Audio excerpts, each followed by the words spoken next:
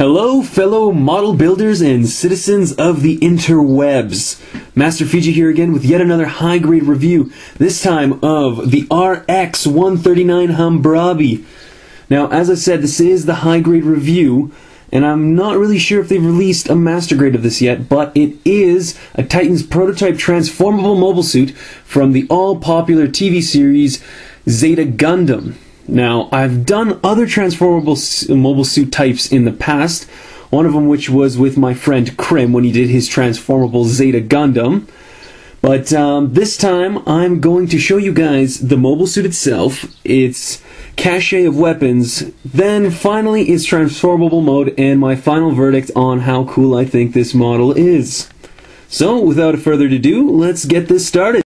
Now, the high-grade Hambrabi, as with many other high-grade gunplas, doesn't have fully opposable fingers on its two hands, but instead chooses the fixed pose hands that can be interchangeable.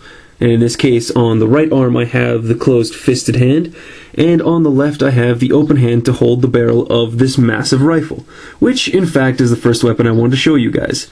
Now, because of these crazy little claws at the end here, this weapon is very, very hard to actually have the gunpla hold, and it is really, really irritating. Actually, the way that I have it here, and the way that is depicted on the box art in the back there, are pretty much the only two ways that this mobile suit can hold this giant weapon. Now, another interesting thing about this weapon is if you actually look at the very back there, we've got what looks to be a second barrel, but it's not for shooting on this particular weapon. What happens is, when we grab one of the two beam sabers that actually comes with this particular model, you can take off the clear yellow bladed laser part and actually fit it into that open hole right there. And I don't remember if they did this in the series, though I imagine they did. This beam rifle right here actually flips around and becomes a pretty much laser-bladed weapon, and I'll show you guys that in just a second. And here we have it. The beam rifle has made a full flip, as you can see with the barrel of the gun being towards the ground, and as I told you, the little bit at the back, we have fitted one of the blades from the beam sabers from this particular model onto the back. Now, in terms of opposability, it's really not that good. It's, as you can see here, I can just barely touch it and it kind of just falls to the side. Maybe it's a problem with the fists, maybe it's just the fact that the idea of flipping around a ridiculously long barreled rifle to stick a laser bit at the end is a little bit hard to believe and a little impractical, but it's cool nonetheless. I don't think I'm going to position my model with this particular little bit on it, but for anybody out there who wants to and stay true to the series, please go ahead. Okay, let's move on with the weapons review. As I have mentioned before, this particular kit comes with two yellow-colored clear laser sabers, and that's pretty much its main melee attack weapons, aside from these little bits on its arms, which can actually flip open to become claws, but I've never really seen that being used as a weapon, per se. It's more just for appeal when it turns into its kind of like crazy space stingray transformable flight mode for space travel, I suppose. And, yeah, that's about it. Oh wait, I've got one more weapon I'm going to show you guys. And I'm not actually going to put it in its hand just because I haven't really decided the final position for this thing, but its final weapon is this electro whip right here. Now, this particular whip was used, I think, quite a few times, to the shock of the main character nonetheless, in Zeta Gundam. And it's pretty much an extendable whip that starts off with the head being attached directly to the handle, and it sends a high voltage through the opponent's mobile suit. Now, aside from potentially turning the cockpit and the pilot of the opponent's mobile suit into the Colonel's finest chicken, I can't really see this thing being that useful, let alone in space combat. But it could fry up some guppies in a good aquatic battle, though I don't think the Hambrabi's ever been used on Earth, let alone in the ocean. Okay, so that pretty much covers all of the Hambrabi's weapons. I've talked about its different types of arms. Now I'm going to put this sucker into its flight mode and show you guys what a Space Stingray looks like. Alright, so I thought to myself, what better way to show off to you guys the flight mode of this particular mobile suit Gunpla model than by putting it right onto the base one white that you guys might actually recognize from my base review that I posted a little while back. Now this is the full flight mode of the Hambrabi. As you can see, the two cannons that are mounted on its back. The arms have switched forward and have those claws that I talked about earlier extended. Its legs have completely flipped over onto its back and onto its wings, with these little fins that were not completely extended earlier coming out of the front leg armor, and its feet extended forward. Now, the little claw that was on its back, or, the actual stinging part of the Space Stingray, has flipped down and is now fully extended. And one thing that I had no chance to show you guys a little bit earlier was the ridiculous amount of cameras that this particular kit has. Now, obviously, all these cameras are stickers, which is something I absolutely loathe. But, it's something that's needed for high grades to add that little bit of detail.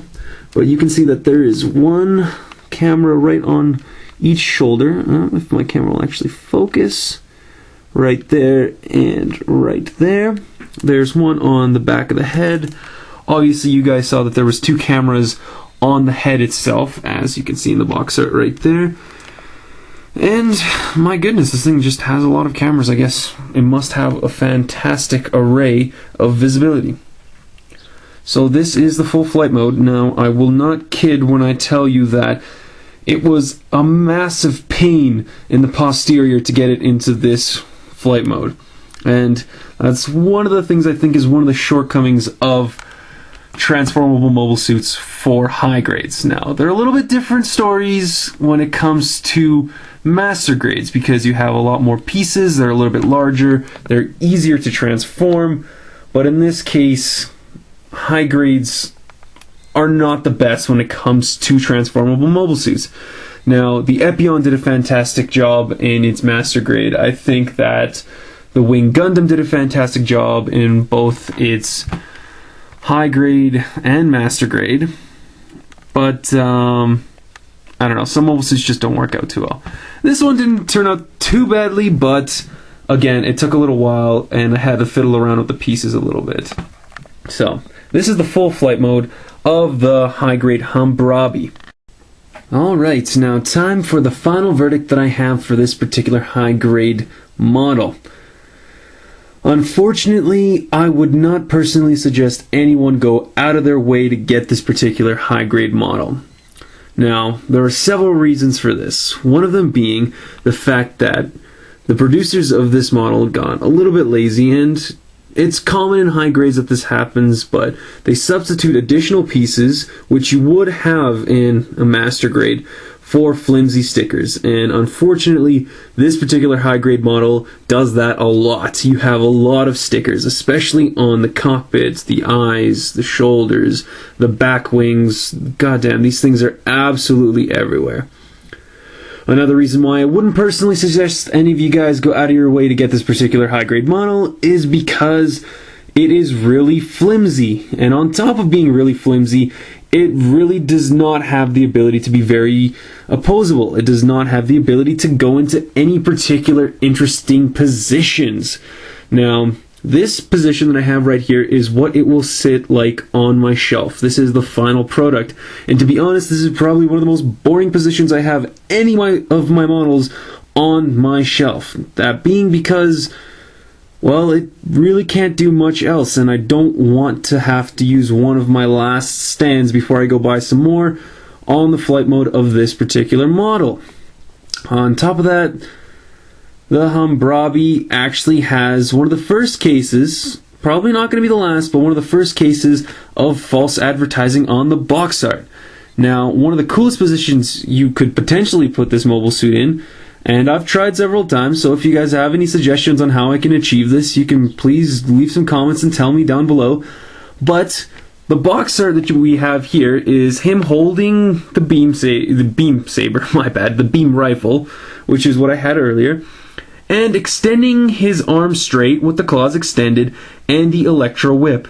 Now, considering the hands that are included in this particular model, there is no bloody way to have a hand positioned in that position, which would be that arm right there, and have the whip coming straight out like that. Now trust me, I have tried. So, again, would not suggest this to anyone who does want to blah blah blah. Wow, I'm not even speaking properly. I wouldn't suggest this to anyone who would want to have this particular model in its actual attack mode. But if you are a fan of flight type mobile suits, it's not the best, but it is pretty cool. But be aware that this model does not come with a stand in it, so you will need to fork over another $10 to $12 to buy a separate stand for it if you want to have it in its flight mode.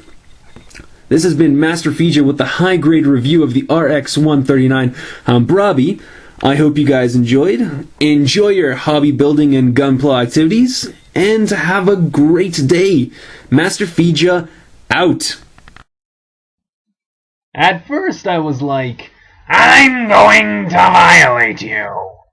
But then I was more like, I'm going to violate you!